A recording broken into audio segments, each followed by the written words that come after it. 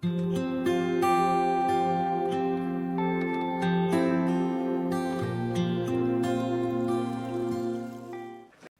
우리 말씀 보시겠습니다. 오늘 은혜 받으실 기록된 하나님의 말씀은 말라기서 1장 우리 6절에서 11절까지 봅니다. 말라기서 1장 6절에서 11절입니다. 우리 말라기 두 번째 시간이죠. 구약성서 1327페이지에 있습니다. 네, 우리 6절에서 11절까지 저하고 여러분이 한 절씩 교독하겠습니다. 네, 말라기서 1장 6절에서 11절 말씀입니다. 제가 먼저 6절 봉독합니다. 내 이름을 멸시하는 제사장들아, 나 만군의 여호와가 너희에게 이르기를 아들은 그 아버지를, 종은 그 주인을 공경하나니 내가 아버지일진데 나를 공경함이 어디 있느냐, 내가 주인일진데 나를 두려워함이 어디 있느냐 하나 너희는 이르기를 우리가 어떻게 주의 이름을 멸시하였나이까 하는도다. 너희가 더러운 떡을 나의 제단에 드리고도 말하기를 우리가 어떻게 주를 더럽게 하였나이까 하는도다. 이는 너희가 여호와의 식탁은 경멸히 여길 것이라 말하기 때문이라. 만군의 여호와가 이르노라, 너희가 눈먼 희생 제물을 바치는 것이 어찌 악하지 아니하며 저는 것 병든 것을 드리는 것이 어찌 악하지 아니하냐. 이제 그것을 너희 총독에게 드려보라. 그가 너를 기뻐하겠으며 너를 받아 주겠느냐. 만군의 여호와가 이르노라, 너희는 나 하나님께 은혜를 구하면서 우리를 불쌍히 여기소서 하여 보라. 너희가 이같이 행하였으니 내가 너희 중에 하나인 나를 받겠느냐. 만군의 여호와가 이르노라, 너희가 내 제단 위에 헛되이 불사르지 못하게 하기 위하여 너희 중에 성전문을 닫을 자가 있었으면 좋겠도다. 내가 너희를 기뻐하지 아니하며 너희가 손으로 드리는 것을 받지도 아니하리라. 만군의 여호와가 이르노라, 해 뜨는 곳부터 해 지는 곳까지의 이방 민족 중에서 내 이름이 크게 될 것이라. 각 처에서 내 이름을 위하여 분향하며 깨끗한 제물을 드리는 이는 내 이름이 이방 민족 중에서 크게 될 것임이니라. 하나님 말씀입니다. 아멘. 네, 우리 오늘은 말라기서 1장 6절에서 11절까지 함께 봤습니다. 우리 그 내용 가지고 완전히 바뀌어야 산다. 완전히 바뀌어야 산다라는 제목으로 우리 함께 나누겠습니다. 우리 지난 시간에 말라기서 첫 번째 내용을 다루었는데 하나님의 경고의 말씀이 말라기에게 임했습니다. 그런데 그 경고의 말씀의 시작은 막 질타하고 화내는 그런 내용이 아니라 뭐였습니까? 하나님의 사랑에 대해서 말씀하셨습니다. 내가 사랑할 수 있는 에서는 오히려 미워했고 사랑할 수 없는, 자격이 도대체 되지 않는 야곱은 내가 사랑했다라고 그렇게 말씀하셨습니다. 구약에서 하나님을 부를 때 보통 어떻게 많이 부르냐면 아브라함의 하나님, 이삭의 하나님, 야곱의 하나님 이렇게 많이 부릅니다. 여기저기서 그런 용어들이 굉장히 많이 나오거든요. 마치 구약의 삼위일체 뭐 이런 느낌이 듭니다. 한 분이시나 세 개의 위격을 가진 하나님을 우리가 삼위일체 하나님이라고 부르죠. 같지만 또 다르신 하나님을 이야기를 합니다. 아브라함과 이삭과 야곱은 참 많이 성품이 다른 사람들입니다. 그 각기 다른 사람들에게 하나님은 서로 다른 모습으로 그들과 만나셨고 다른 모습으로 역사하셨습니다. 하지만 한 분의 하나님, 동일한 하나님이라는 거죠. 그 한 자리를 차지하고 있는 야곱은 진짜로 자격 없는 사람이었습니다. 우리도 다 알죠, 야곱이 어떤 사람인지. 그런데 야곱이 그 마지막 자리를 온전히 차지할 수 있었던 이유는 하나님께서 진짜 야곱을 사랑하셨기 때문이죠. 야곱을 사랑하셨기 때문에 그 자리를, 한 자리를 자기 자리로 앉을 수 있었습니다. 말라기서는 우리 지난 시간에 얘기했던 것처럼 6가지의 논쟁으로 되어 있습니다. 니네들 왜 이랬냐 그랬더니 우리가 언제 그랬습니까? 우린 안 그랬는데요 라고 하고 거기에 대해서 하나님이 다시 답변을 하시는 그런 내용으로 되어 있죠. 우리 지난 시간에 이어서 오늘 두 번째 이제 문제가 등장을 합니다. 오늘은 하나님께서 하나님의 종이라고 불리는 그 제사장들에게 말씀을 하시죠. 우리 6절 말씀 읽어봅니다. 내 이름을 멸시하는 제사장들아, 나 만군의 여호와가 너희에게 이르기를 아들은 그 아버지를, 종은 그 주인을 공경하나니 내가 아버지일진데 나를 공경함이 어디 있느냐, 내가 주인일진데 나를 두려워함이 어디 있느냐 하나 너희는 이르기를 우리가 어떻게 주의 이름을 멸시하였나이까 하는도다. 시작부터 심상치가 않습니다. 내 이름을 멸시하는 제사장들아, 이렇게 오늘 말씀이 시작이 됩니다. 신명기 12장에서 보면 하나님의 집은 여호와께서 자기 이름을 두시려고 택하신 곳이다라고 얘기합니다. 여호와께서 자기 이름을 두시려고 택하신 곳이 성전이라는 거죠. 그 성전을 가꾸고 성전의 모든 것들을 이렇게 주관하는 사람이 제사장이잖아요. 근데 그들이 여호와 이름을 멸시한다라고 되어 있습니다. 이게 굉장히 심각한 지금 상황을 이야기를 합니다. 아들이 아버지를 공경하고 종은 또 주인을 따라야 됩니다. 두려워해야 되죠. 그렇게 해야 되는데 그들이 나를 공경하지도 않고 나를 두려워하지도 않는다라고 이야기를 합니다. 공경이라는 것은 이제 아들의 자세고 두려움이라는 것은 이제 종의 자세입니다. 저하고 여러분은 하나님의 자녀이지만 우리가 그 자리에 내가 자격이 돼서 앉은 것이 아니라 원래는 종이었는데 주님의 은혜로 하나님의 자녀의 자리에 앉아 있습니다. 그러니까 우리는 온전히 두려움에 뿌리를 두고 있는 그 공경함을 가지고 하나님을 볼 수 있어야 됩니다. 원래 종이었지만 예수 그리스도에 의해서 우리가 자녀된 삶을 저하고 여러분이 살고 있는 거죠. 그런데 제사장들은 그렇게 얘기하지 않습니다. 하나님께서 너 왜 이렇게 나를 공경하지도 않고 두려워하지도 않냐, 내 이름을 진짜 멸시한다 라고 이야기를 하는데 그들이 뭐라고 얘기합니까? 제가 언제요? 그럽니다. 제가 언제 주의 이름을 멸시하셨다고 오늘 이러십니까? 라고 그렇게 이야기를 합니다. 그 말 속에는 이 정도면 충분한데 라는 말이 있는 거죠. 이 정도면 됐는데, 이 정도면 됐잖아 라는 생각이 있습니다. 영적인 무감각이죠. 내가 하나님을 심지어는 그 이름을 문제를 삼을 정도로 하나님이 화를 내실 정도로 멸시하고 있는데도 내가 그걸 잘 모른다 그러면 이건 굉장히 심각한 겁니다. 내가 입에 거친 말이나 욕을 할 경우가 있죠. 처음에 내가 그런 말을 입에 담을 때는 깜짝 놀랍니다. 마음에 거리낌도 있고 내가 이런 말 해도 됐나? 큰일 났네 라고 생각을 합니다. 그런데 자주 하면 이제 그게 내 모국어가 됩니다. 그렇죠. 내가 욕을 자주 하면 내가 욕한지도 잘 모릅니다. 남들은 아는데 나든 잘 모르고 내가 말하는 어느 틈에 나의 말 속에 욕이 섞여 나올 수 있다는 거죠. 영적으로 무감각해지면 온전한 예배를 드리지 못하면서도 죄책감이 없게 됩니다. 옛날에 평신도일 때 제가 주일 오전 예배에만 정말 죽지 못해서 억지로 드리다가 이제 나중에 하나님 만났죠. 만나고 나니까 이제 예배가 하나씩 늘어갔습니다. 처음에는 주일만 오전만 드리다가 주일 오후도 드려보고 수요일 날도 가보고 이제 금요일 날도 가보고 이제 그러다가 이제 나중에는 이제 새벽 예배도 이제 드리게 됐죠. 이제 그러다 어느 날 이제 새벽에 눈을 이제 떴습니다. 떴더니 이제 새벽 시간 조금 남았더라고요. 근데 그날은 되게 가기 싫었습니다. 몸이 무거웠다기보다 무거워야 될 것만 같았습니다.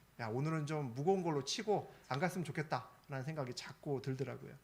그래서 한 10분, 20분을 뒤척였습니다. 10분, 20분 뒤척이는 내내 잠은 또 안 오는데 계속 머릿속에서 갈까 말까, 귀찮은데 그런 생각을 계속 하고 있었습니다. 그런데 정말 귀에 들리는 진짜 누가 저한테 얘기하는 듯한 그런 소리로 큰 소리가 들렸습니다. 네가 창조주냐, 내가 조물주냐, 네가 창조주냐, 뭐 이런 말이 막 들리는 겁니다. 네가 조물주고 내가 피조물이냐라는 말씀을 제가 들었습니다. 깜짝 놀라서 그 자리에서 납작 엎드렸죠. 피조물이 창조주께 드리는 예배 앞에서 드릴까 말까 하고 있는 것이 사실은 저하고 여러분의 믿음의 현주소일지도 모릅니다. 하나님이 오늘 예배에 내가 갈 건데 오늘 은혜를 주실까 말까 그거 생각하면서 우리가 오는 것이 저하고 여러분의 믿음의 현주소일지도 모릅니다. 만약에 요즘에 내가 예배를 드리는데 그럼에도 불구하고 은혜를 받지 못한다면 하나님의 문제일까요? 아니면 우리 문제일까요? 하나님은 늘 은혜를 주시죠. 근데 받지 못하는 우리 문제입니다. 그리고 사실 예배는 무엇인가를 받기 위한 것을 목적으로 하는 것이 아니라 하나님을 향한 내 마음을 드리기 위한 것이 사실은 예배고 또 구약시대의 제사입니다. 제사를 드렸는데 은혜를 못 받았다 하는 말 자체가 사실은 좀 이상한 말일 수도 있습니다. 물론 오늘날의 현대 예배가 이제 설교, 말씀 위주의 예배가 우리 기독교식이죠. 그래서 전하는 자, 저처럼 이제 말씀을 선포하는 사람이 온전하지 않아서 은혜를 잘 전달하지 못할 수 있습니다. 그래서 강단에 선 사람은 굉장히 큰 부담감을 가져야 되고 또 가질 수밖에 없습니다. 하나님께서 주신 은혜가 있는데 그 통로가 되는 내가 모자라서 내가 준비가 덜 돼서 온전히 그 은혜의 통로가 되지 못하면 어떡하나라는 생각이 늘 듭니다. 때로는 사실 준비가 덜 될 때도 있죠. 예, 그럴 때도 있습니다. 또 컨디션이 별로 안 좋을 때도 있고 오늘따라 말씀 준비하는데 묵상도 잘 안 되고 그런 날이 있습니다. 또 말을 하는데 자꾸 말이 꼬이는 그런 날도 있죠. 그런 날이면 예배가 끝난 다음에 굉장히 힘듭니다. 아, 내가 오늘 하나님의 걸림돌이 됐구나, 이제 그런 생각이 든다는 거죠. 그래서 예배 끝났는데도 오랫동안 이 무거운 마음을 좀 주체하지 못하고 금요일 저녁에는 특히나 예배가 좀 늦게 끝나죠. 제가 잠을 원래 굉장히 잘 자는 사람인데 금요일 밤에는 잠을 자지 못하고 새벽까지 깨 있는 경우가 꽤 많이 있습니다. 그래서 말씀 준비할 때는 굉장히 예민해집니다. 제가 좀 둔한 편인데 말씀 준비할 때는 좀 신경이 곤두서 있습니다. 그런데 이 마음이 설교자인 저만 그러면 이건 좀 곤란하다는 거죠. 여러분도 예배 시간이 다가오면 여러분도 똑같은 부담감이 있어야 됩니다. 오늘 예배를 내가 신령과 진정으로 예배 드려야 되는데, 내가 오늘 하나님 앞에 온전히 서야 되는데 라는 부담감이 여러분도 있어야 된다는 거죠. 오늘 말씀이 좋았으면 좋겠다, 은혜나 받게, 이런 마음으로 교회에 오시면 좀 곤란합니다. 새신자는 그럴 수 있죠. 새신자는 잘 모릅니다. 하나님이 살아계신지도 잘 모르고 하나님을 깊이 만나지도 않았습니다. 그러니까 그런 마음 갖고 올 수 있죠. 그런데 하나님을 적어도 만났다라고 내 입으로 이야기하는 사람은 그렇게 오시면 안 됩니다. 왜냐하면 말씀을 전하는 자나 또 여러분처럼 듣는 자나 모두 우리는 예배의 구성원이고 예배에 참여하는 사람들입니다. 우리는 최선을 다해서 예배를 드려야 되는 거죠. 저는 하나님의 말씀을 온전하게 또 바르게 선포해야 되는 책임 있는 사람들이고, 여러분은 그 말씀 중에서 오늘 하나님께서 나에게 무엇이라고 말씀을 하시는가를 붙들 수 있어야 됩니다.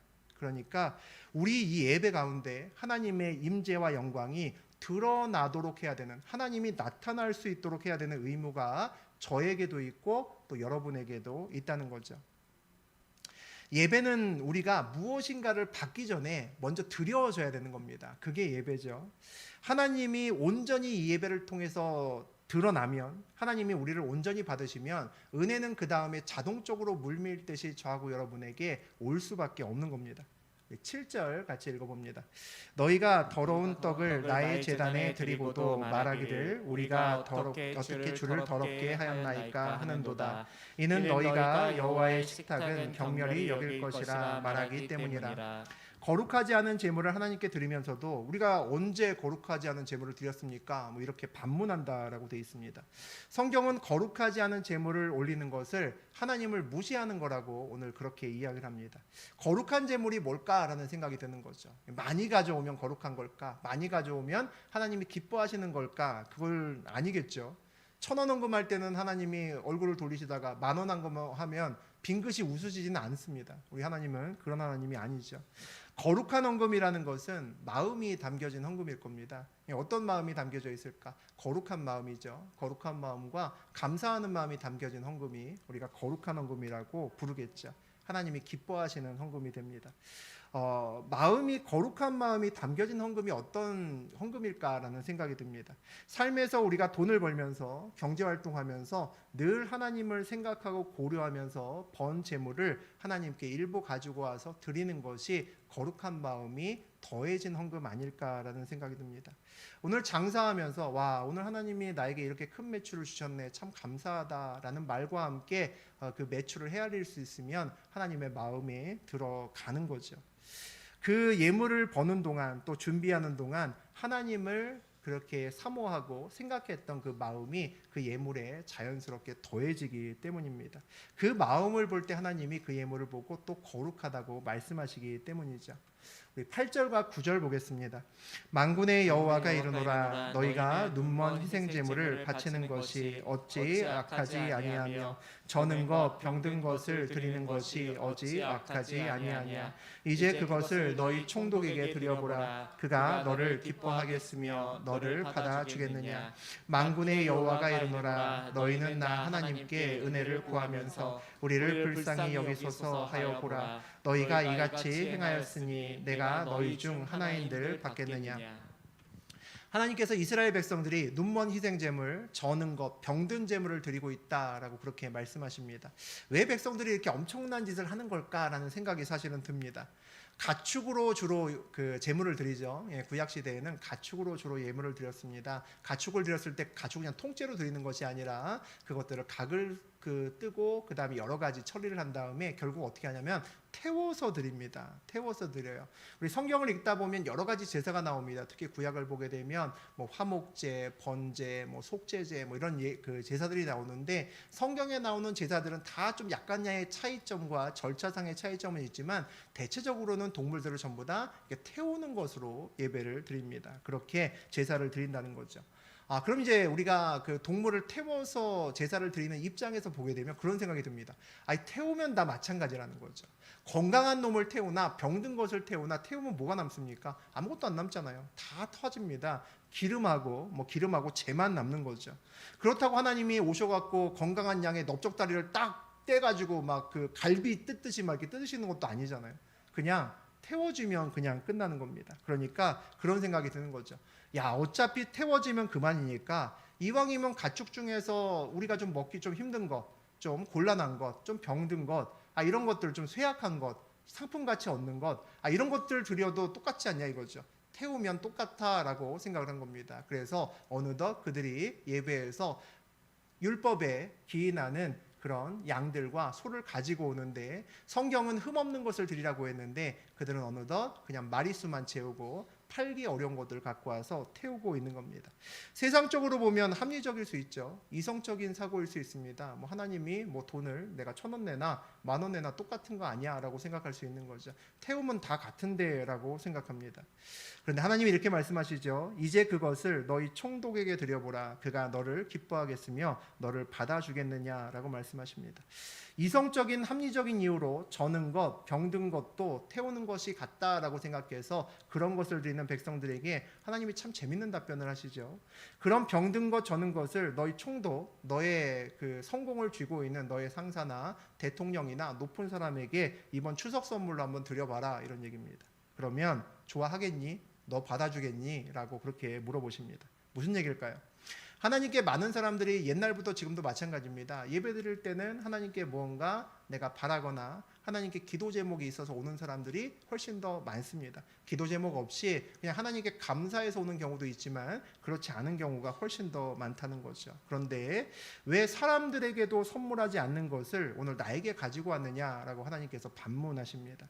그리고 나서 또 뭐라고 하십니까? 그러면서 그런 제물은 또 드리면서 그 사람들이 어떻게 또 기도합니까? 하나님께 은혜를 구하면서 우리를 불쌍히 여기소서 또 그렇게 기도를 합니다. 병든 것들을 태우고 나서 하나님 은혜를 주십시오. 우리를 불쌍히 여기셔서 하나님 저 이것 좀 도와주십시오 라고 또 기도는 한다는 겁니다. 하나님께서 단 한 사람도 받지 않으신다라고 오늘 단언해서 말씀을 하시죠. 우리는 합리적이고 이성적인 것을 굉장히 좋아합니다. 저도 좋아합니다. 이과 출신이고 또 공부도 그런 공부해서 합리적이고 이성적인 걸 굉장히 좋아합니다. 그런데 우리는 기도는 합리적으로 이성적으로 하는 사람이 별로 없습니다. 하나님 이번에 입사시험 봤는데 실력 있는 사람이 비합리적으로 떨어지지 않게 해주십시오. 저보다 더 실력 있는 사람이 떨어지면 되겠습니까? 저보다 더 실력이 있으면 그 사람 붙이시고 저는 떨어져도 좋습니다 라고 기도하는 사람은 별로 없습니다. 하나님 제가 학원 운영하는데 제 실력만큼 가르치게 하시고 저보다 더 잘 가르치는 학원이 있으면 우리 수강생들 글로 데리고 가십시오. 그래서 거기서 성적 많이 오를 수 있도록 하나님 도와주십시오. 이렇게 기도하는 사람은 없습니다. 다 어떻게 기도합니까? 하나님 제가 본 것 중에서 시험 문제 많이 나오게 해주십시오. 우린 그렇게 기도합니다. 맞죠? 제가 몰라서 좀 찍은 게 있는데 하나님 그거 좀 맞게 해주시면 안 됩니까? 우린 그렇게 기도합니다. 하나님 제가 좀 부족하게 좀 가르쳐도 우리 아이들이 찰떡같이 좀 알아들으면 안 되겠습니까? 그래서 성적이 좀 쑥쑥 올라갔으면 좋겠습니다. 하나님 좀 도와주세요. 우린 대부분 상황과 환경은 다르더라도 전부 그런 식으로 기도를 합니다. 완전히 비합리적인 기도를 하고 비이성적인 기도를 하죠. 그리고 그런 기도가 응답될 때 뭐라고 합니까? 주님의 은혜라고 얘기를 합니다. 맞죠? 주님의 은혜다. 진짜 감사하다라고 우리는 그렇게 이야기를 합니다. 그런데 많은 경우에 나는 하나님께 이성적으로 반응하면서 하나님은 나에게 비합리적이고 비이성적으로 반응하기를 원합니다. 그것이 보통 우리의 기도라는 거죠. 그것을 기대합니다.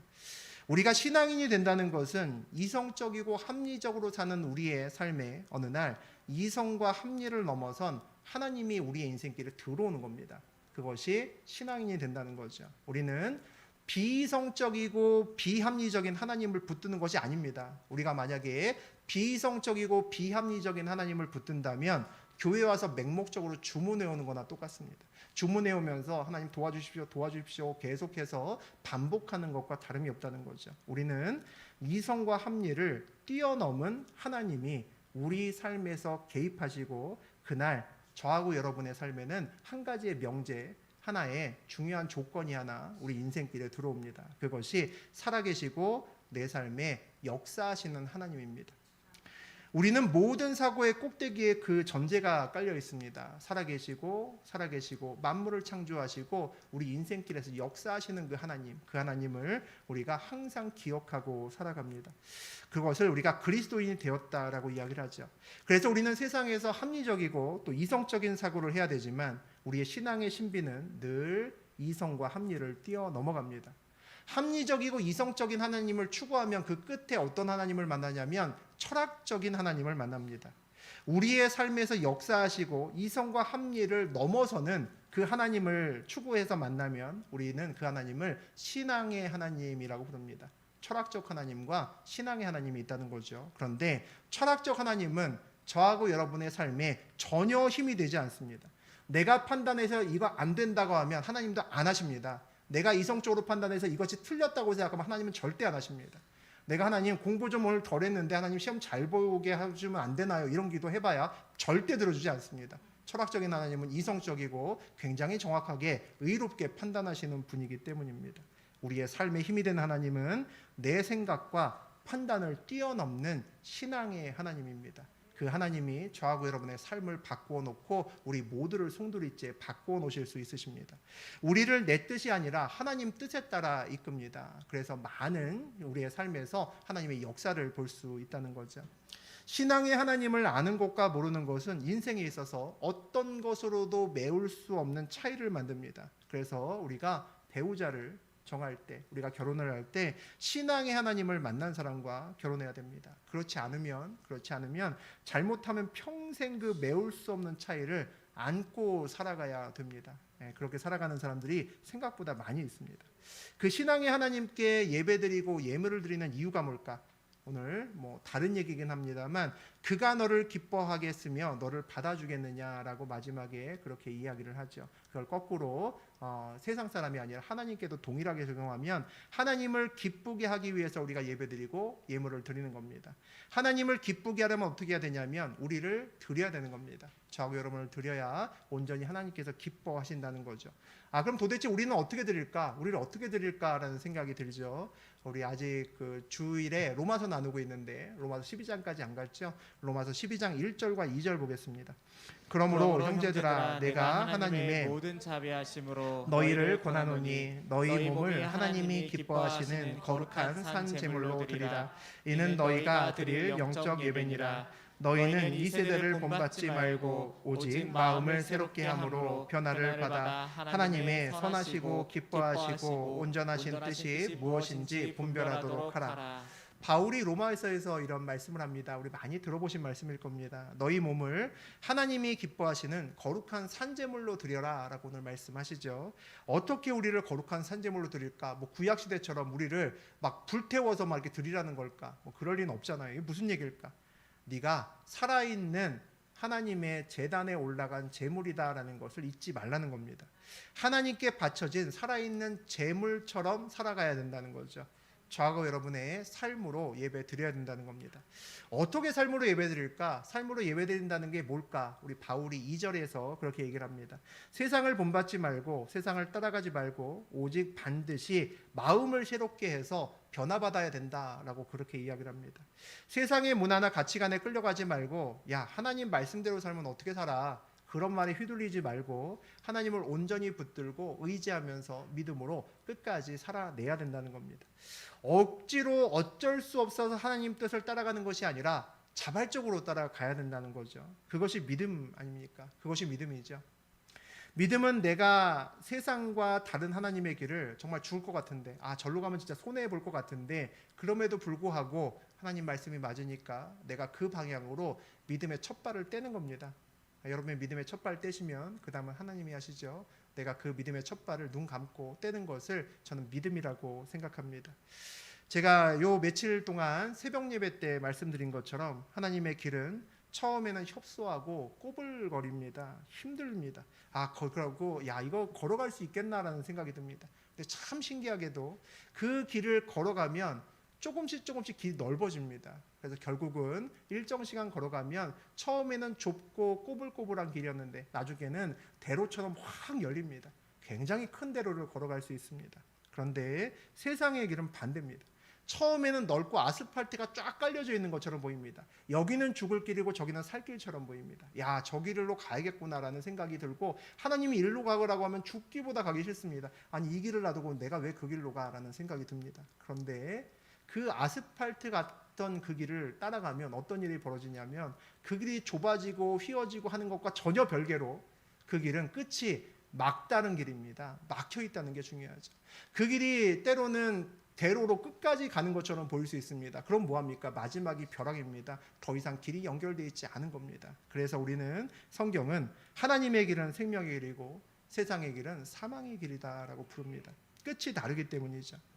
우리 남전도사가 사역할 때 어떤 돈을 받을 수 있는 그런 기회가 있었던 적이 있었습니다. 그런데 저하고 우리 남전도사 기준에는 이건 받지 않는 게 맞는 것 같은 그런 생각이 드는 그런 돈이었습니다. 그래서 그분은 나름대로 좀 우리를 생각해서 배려해서 전도사 가정이라고 어려웠으니까 그 배려해 주셔서 하신 건데 우리 기준에는 합당하지 않아서 정중하게 거절을 했습니다. 그랬더니 이제 문제가 생겼죠. 우리에게 선의를 베풀려고 했었던 그분이 이제 민망하게 된 겁니다. 내가 누굴 막 기분 좋게 도와주려고 했는데 거절을 받으니까 이제 마음에 좀 상처가 되셨던 모양입니다. 그래서 결국은 어떤 일이 벌어졌냐면 우리 입장에서는 돈도 잃고 사람하고도 이제 소원해지는 그런 일이 이제 벌어졌습니다.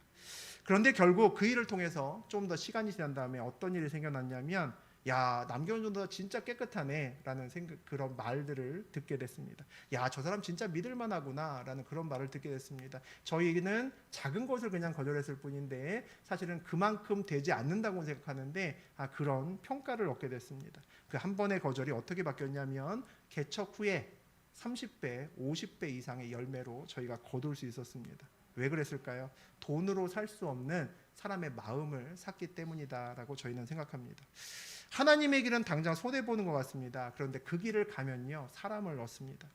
이익을 따라 사는 사람들 많죠. 때로는 불법을 저질러도 그렇게 이익을 쫓아가는 사람들이 생각보다 되게 많습니다. 근데 정말 재밌는 건 뭐냐면 그런 사람들이 똑같이 머리 굴리고 이익이 되면 어떤 일이라도 하는 사람과 일하지 않습니다. 잘 보고 그런 사람들은 골라내고 잠깐 일했다가도 경계하고 그런 사람을 절대 자기 밑에 두고 자기의 오른팔처럼 쓰지 않습니다.